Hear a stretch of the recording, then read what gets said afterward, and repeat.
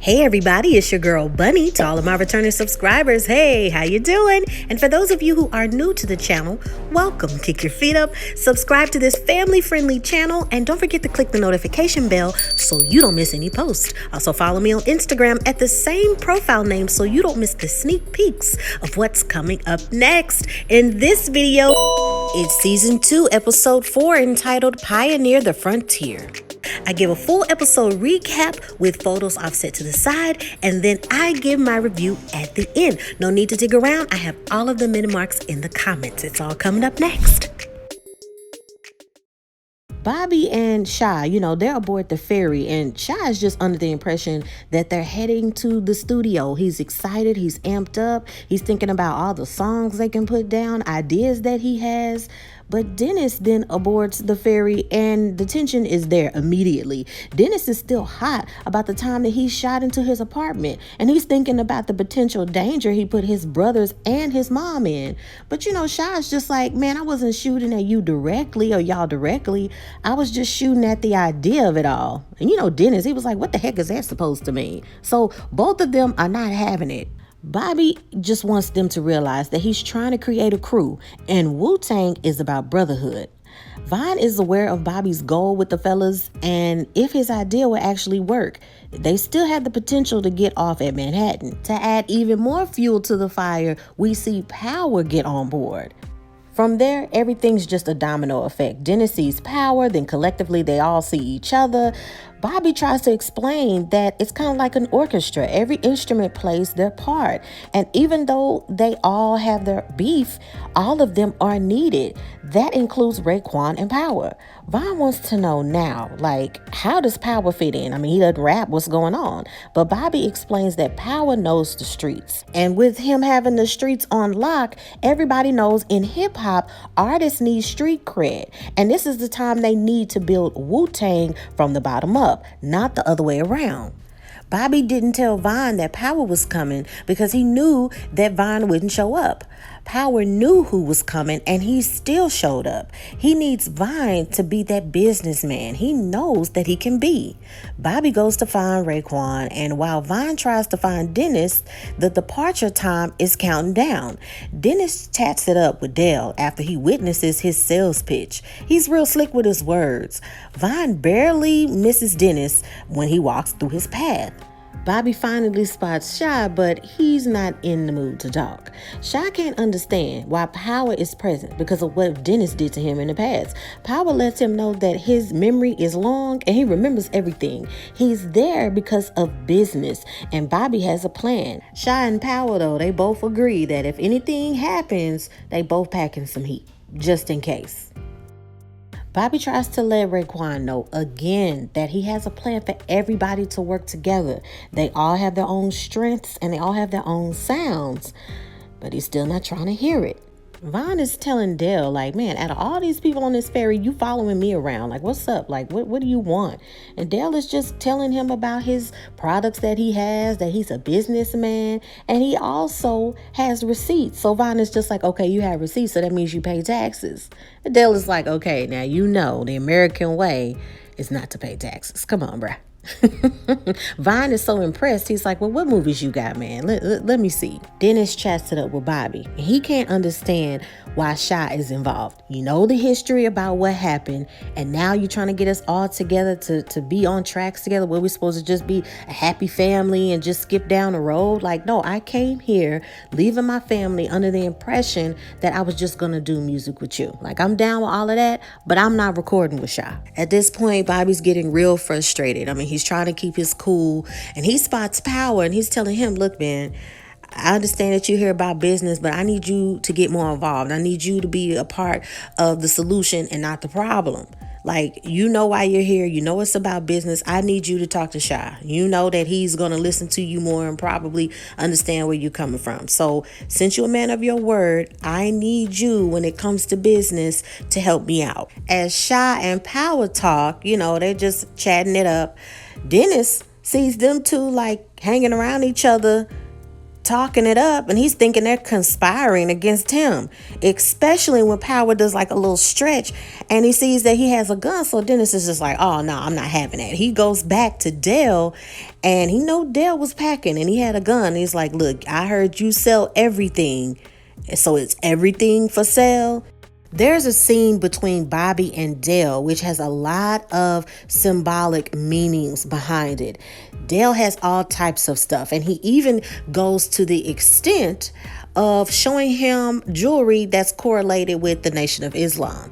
Bobby is intrigued to know, are you with the nation? But Dale says, no, I'm not with the nation, and I don't have to be in order to sell this product. And besides, that is the job of a salesman, for me to sell things that people neither want or need. Dennis is still keeping a close eye on Sha and Power, so much so that as he's following them, he's distracted by a couple that's trying to start small talk, and they're enjoying looking at the Statue of Liberty, and they ask them, hey, can you take a picture of us? And he's upset that he can't catch up with the other two, but he's like, okay, yeah, do you want the flash on or off? And they're like, oh, thank you. He takes a picture, and as soon as he takes the picture, now Sha and Power are out of his sight. Bobby and Vine are just so done at this point. They just can't believe that they really chasing these grown men around this ferry and trying to tell them stuff about rapping and sharing their art, and they're just not having any luck. But Bobby's just like, man, at one point, you and Power were cool.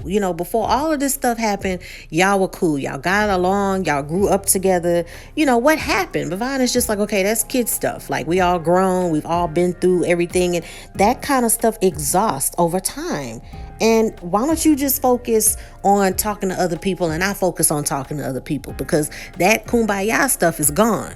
Your boy Dennis, he's still looking at Sha and Power, and he's just like, okay, they're in this perfect spot.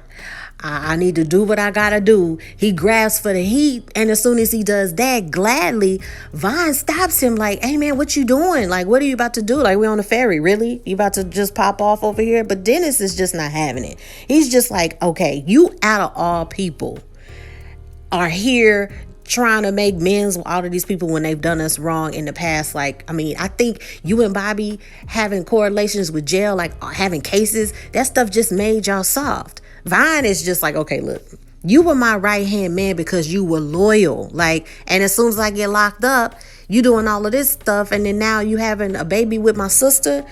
And, Dennis takes that as an insult. Like, okay, man, like, now you saying I'm not good enough for your sister?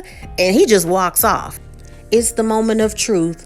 Vine and Power finally cross paths. There's only so many places they can go on the ferry, and so many times they can walk around and ignore each other.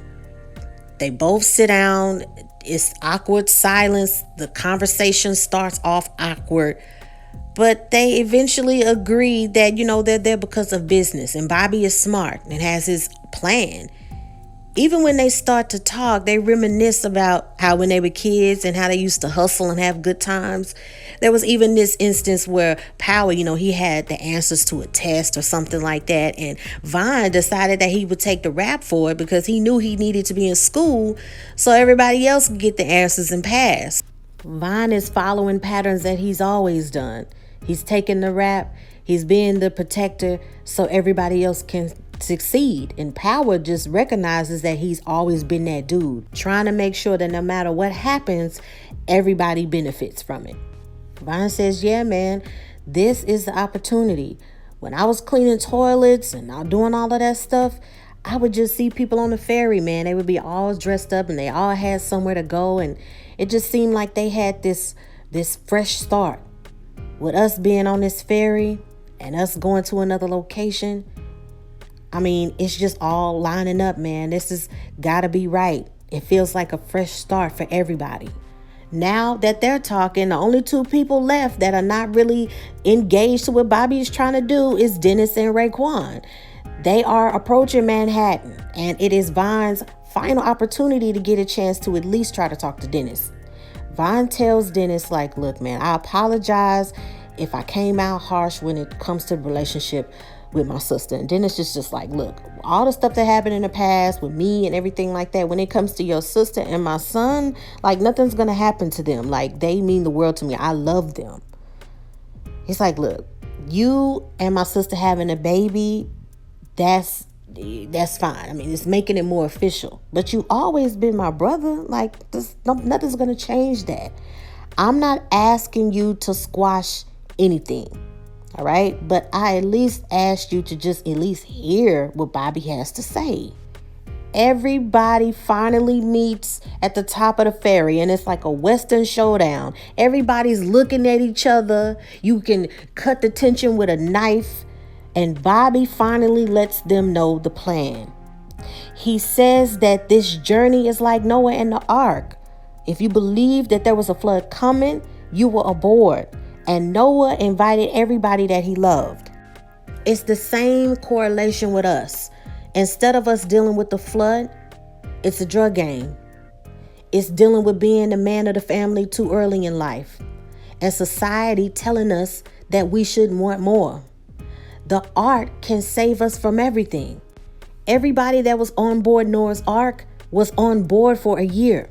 But I'm just asking you for 30 minutes of your time. Dennis and Raekwon, though, they're ready to pop off. They're arguing back and forth. Everybody's trying to keep them calm because nobody wants them to pop off shots. And Bobby says, look, man, in the name of Allah, I mean, you're here for a reason. Dennis needs to focus on music. Ray knows that he has a gift, man. Vaughn took care of the entire family with his wits and his smarts. Power knows the streets and has an expiration date. Let's just be real. The drug game has an expiration date. And y'all all know that there's no turning back from this. You know that this is your chance. You're all in this game for the same reason. On top of that, we all grew up without fathers. We took the streets as something that we could take care of. Now all we have is each other. In chess, all the pieces move in unison. And I love all of y'all. And he pleads with everyone that he needs them. Of course, Raekwon, he has his little tidbits and saying, oh, so we all pieces to you now? It's like, no, we need each other. We all have to move together. Look, Meth has his still flow, right? We got Jizz's lyrics, you guys' bass voice. We got Deck who slices MCs. And Hassan is like the prize at the bottom of the Cracker Jack box. And his statement just made everybody giggle and laugh because they know that that's the truth. It's like, look, man, we get everybody together. Over time, everybody will know that Wu-Tang ain't nothing to with. They all look at the view on top of the ferry, and it's almost time to dock. And Dennis tells Bobby, man, you know, I decided on a new name. It's like, yeah, that's good, man. It's like, we're approaching Staten Island soon. Bobby says, no, that's really Shaolin. And that is the end of the episode. And now it is time for your favorite part of the video. That's right, my review. Quick little note for those of you who have been following me on Instagram, you know that I was in a car wreck this past weekend. Somebody was texting while driving and hit my car. Something terrible. I'm blessed that I am alive. I'm okay. Injuries aren't too bad. You know, I'm sore as heck and there's some other stuff, but I'm good. I'm just happy to have my life. Cars can be replaced, but your life cannot. So thank you all for your prayers and your notes and your DMs on Instagram saying, Bunny, get well soon. Thank you so much. I appreciate it. And that's why the uploads this week have been a day off or posted slightly later than I usually do. But I thank y'all so much. Okay, back to the review. I really love the fluidity of this season because it's showing the evolution of not only all of the artists, but the ideas about how people were selected or the plans and having certain people in this group. That Bobby, you know, the RZA, is thinking of this plan. He's thinking of the business. He's thinking of the concept. He's also merging in his previous experience with the first deal that he got, about how nobody listened to him when he made suggestions, ideas, clothing, songs, tracks, production. All of that was kind of force fed to him, knowing deep down inside that he had different sounds, that he had different ideas, that he wanted to take different things in another direction, creative wise.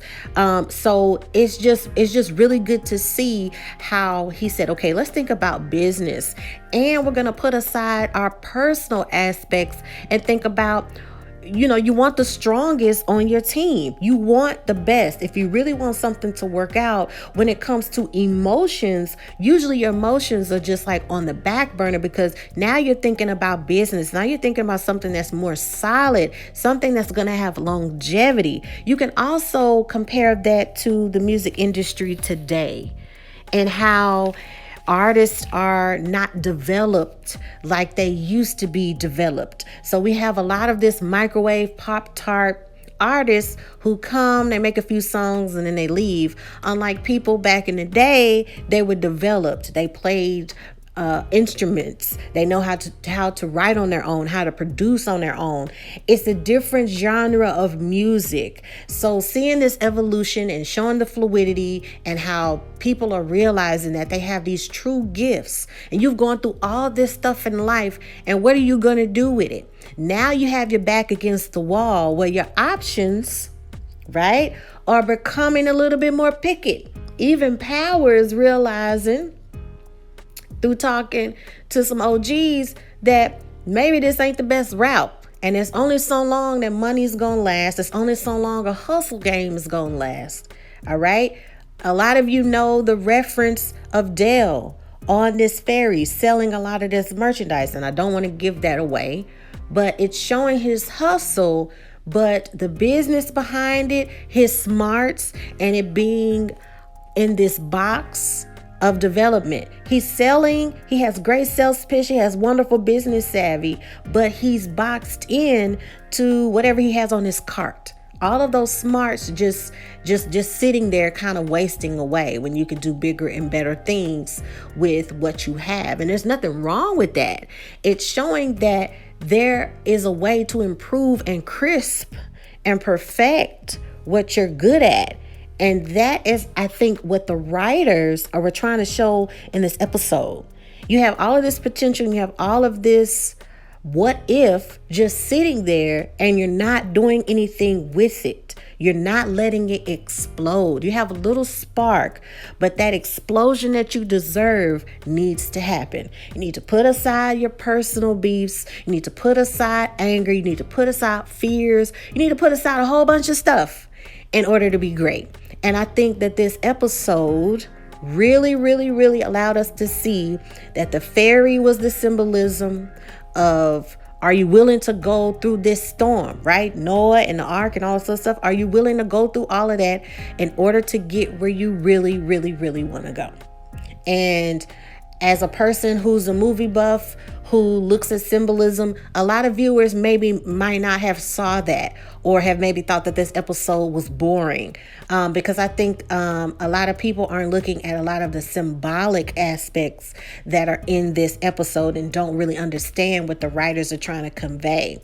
It wasn't as intense as other episodes that we've seen, right? I mean, there were tense moments because you're like, oh my gosh, somebody that's never heard of Wu-Tang Clan, you're like, are they going to shoot each other? I mean, I get that. But it had a lot of symbolism in it. And if you were really listening to what they were saying and listening to, wow, we have this beef. And if we realize we're all human, when Power and Vine finally sat down and they really started to think about business, it really started to make them think about the past and how they were friends and how they were hustlers and how they have this opportunity where it sounds like a feasible plan from Bobby, and it just might work because we both smart as hell. You know what I mean? So let me know what you thought about this episode. I really enjoyed it. I look forward to more. I did read an article that I think this season will be, 10 to 11 episodes. When it comes to Hulu original series, they usually try to have like a surprise episode at the end where we think it's 10 episodes and then, oh my goodness, it's 11. And, they kind of like, it's a surprise. I mean, they've done that with The Handmaid's Tale and several other original series to where you think it's going to be 10 and there's like 13. So I don't know how they're going to do that. Sometimes they release articles like that to keep the audience engaged for more.